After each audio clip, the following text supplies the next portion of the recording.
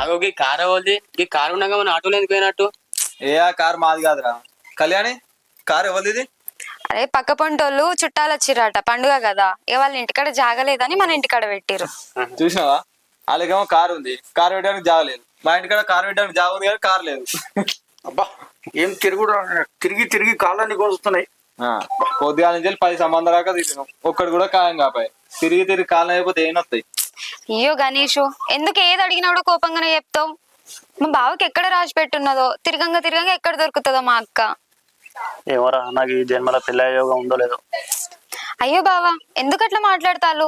ఎంత కష్టమైనా సరే మా అక్కని వెతకాల్సిందే, నీకు ఇచ్చి పెళ్లి చేయాల్సిందే. ఏమంటావు మావయ్య? మా చిన్న కోడలు బంగారం, నువ్వు ఏది చెప్తే అదే అమ్మా. అన్నట్టు మావయ్య, మా అమ్మ వాళ్ళు సమ్మక్కం చేసుకుంటాలట, మనందరినీ రమ్మన్నారు. మా చిన్నలునికి ఎత్తుల బంగారం జోక్తాలట, గొర్రెపిల్లతో చేస్తాలట.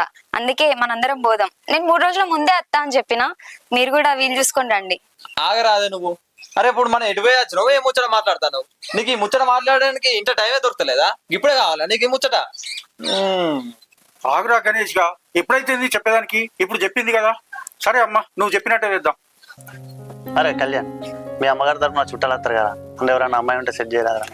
అయ్యో కష్టం బావా, నాకు తెలిసి అందరికి పెళ్లిళ్ళు అయిపోయినాయి.